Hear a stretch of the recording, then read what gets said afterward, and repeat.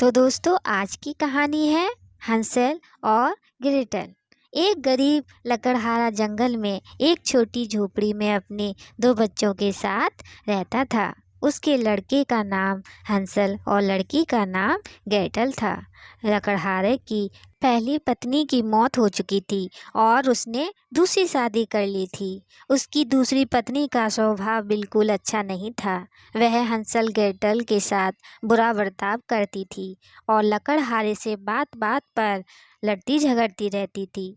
एक दिन वह गुस्से में लकड़हारे से बोली, तुम्हें लकड़ियां काट कर मिलता ही कितना है और तुम्हारे बच्चों को पेट भर खाने को चाहिए, कहाँ से लाऊं मैं? इतनी कम आमदनी में 4 आदमियों का गुजारा होना मुश्किल है। हमें तुम्हारे दोनों बच्चों को अपने रास्ते से हटाना होगा।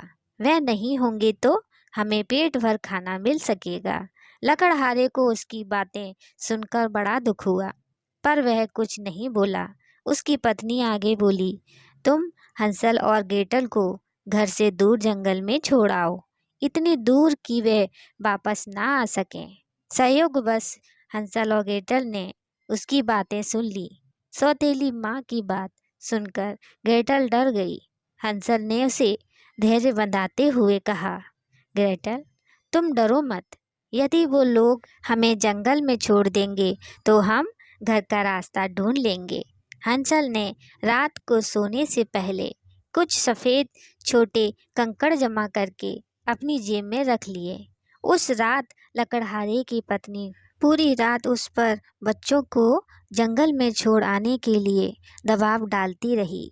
उसने लकड़हारे को मजबूर कर दिया कि वह अगली सुबह बच्चों को जंगल में छोड़ आए।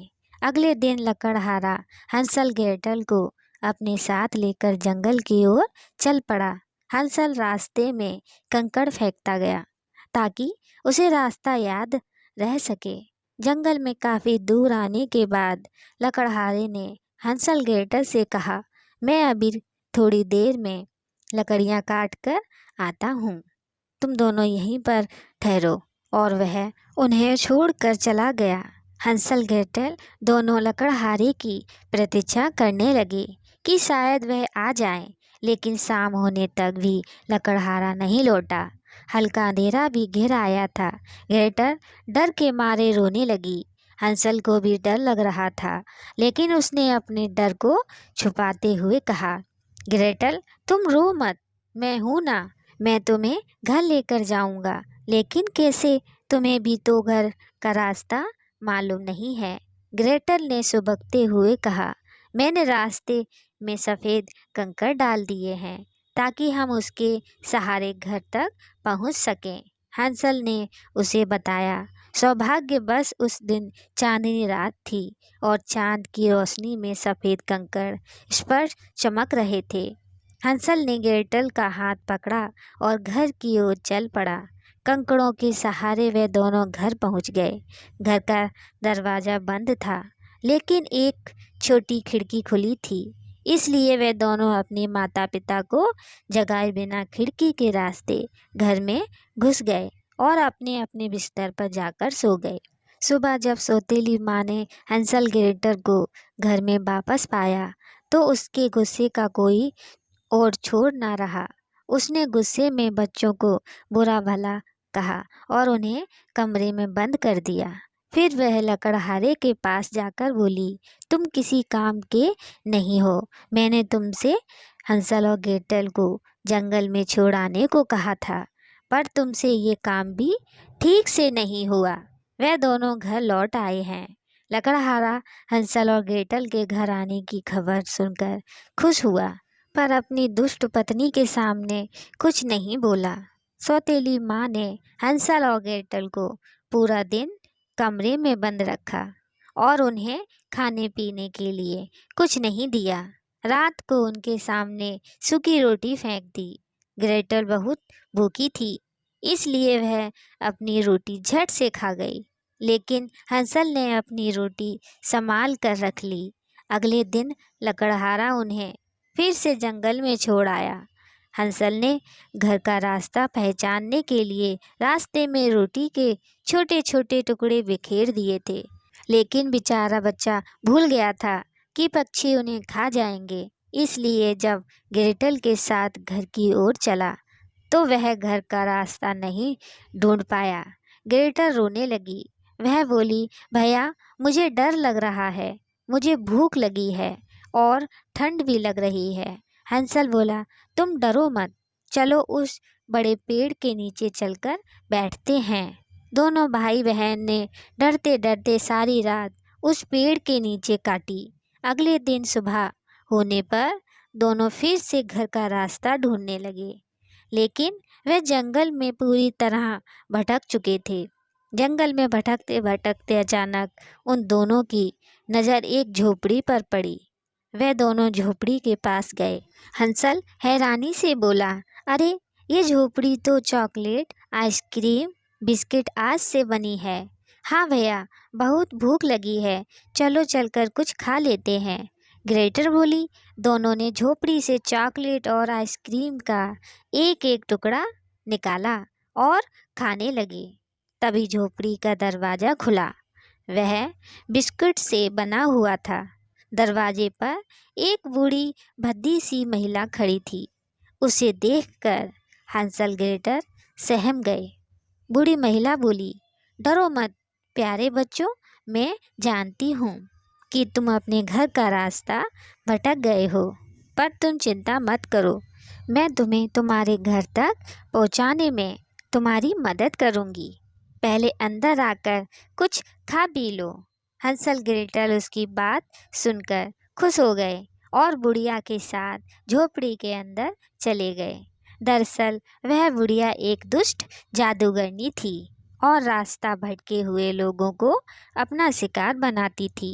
जादूगरनी ने पहले उन्हें खिलाया पिलाया और फिर बोली, ए लड़की, तुम आज से घर का सारा काम करोगी और इस लड़के को तो मैं खाऊंगी, लेकिन लड़के तुम अभी बहुत दुबले पतले हो, पहले खा पी कर मोटे हो जाओ, तब तेरी दावत उड़ाऊंगी।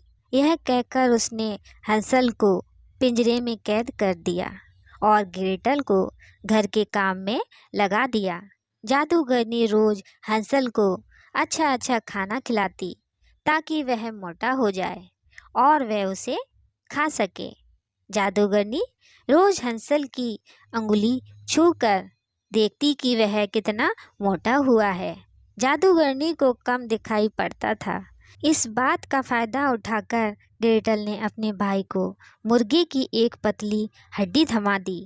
अब जब कभी भी जादूगरनी हंसल को अपनी उंगली दिखाने को कहती तो वह मुर्गे की हड्डी आगे कर देता और जादूगरनी उसे छूकर गुस्से से भर उठती।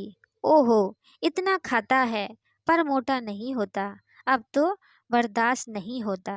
एक दिन जादूगरनी का धैर्य जवाब दे गया।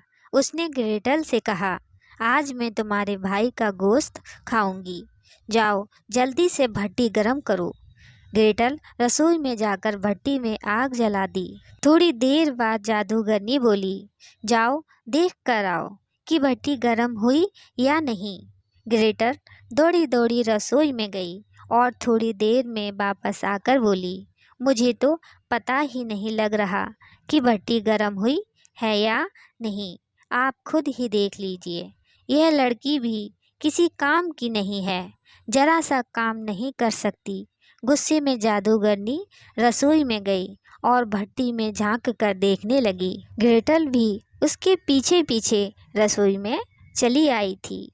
जब जादूगरनी झुझक कर भट्टी देखने लगी तो ग्रेटल ने उसे जोर से धक्का देकर भट्टी में गिरा दिया और भट्टी का ढक्कन बंद कर दिया। जादूगरनी भट्टी में जलकर राख हो गई। फिर ग्रेटल ने अपने भाई से हंसल को पिंजरे से बाहर निकाला और उसे जादूगरनी के मरने का समाचार सुनाया। हंसल ने ग्रेटल को गले से लगा लिया। दोनों भाई बहन कुछ दिन तक वहीं पर रहे। फिर उन्होंने वापस घर जाने का निर्णय लिया। उन्होंने एक बड़ी सी टोकरी में खाने पीने का सामान रखा और जादूगरनी द्वारा छुपाए गए सोने के सिक्के एक संदूकची में डाले और घर की ओर चल पड़े। इस बार किस्मत ने उनका साथ दिया और वे अपने घर का रास्ता ढूंढने में सफल रहे। 2 दिन का सफ़र तय करने के बाद वे अपने घर पहुँचे। उन्होंने देखा कि उनके पिता उदास होकर घर के बाहर बैठे हुए हैं। वह दौड़कर अपने पिता के पास गए। लकड़हारा उन्हें गले से लगाते हुए बोला, मेरे बच्चों, मैं तुम्हें देखकर बहुत खुश हूँ। अब तुम दोनों को यहाँ पर कोई परेशानी नहीं होगी। तुम्हारी सौतेली माँ की मृत्यु हो चुकी है। ग्रेटल बोली, वादा करो कि आप हमें कभी जंगल में अकेले नहीं छोड़ोगे। हाँ बेटी, वादा पक्का वादा। लकड़हारे ने ग्रेटल का माथा चूमते हुए कहा, पिताजी, अब हमें किसी बात का कष्ट नहीं होगा। अब हम भर पेट खा सकेंगे और एक अच्छी ज़िंदगी बिता सकेंगे। ये देखिए, सोने के मोहरे। हंसल ने संदूक सी दिखाते हुए कहा। लकड़हारा बहुत खुश हुआ और उन्होंने दोनों को गले से लगा लिया। अब वे सुख व आराम से रहने लगे। दोस्तों, कहानी कैसी लगी कमेंट में बताइएगा। लाइक सब्सक्राइब भी करिएगा हमारी अगली कहानी के लिए। धन्यवाद।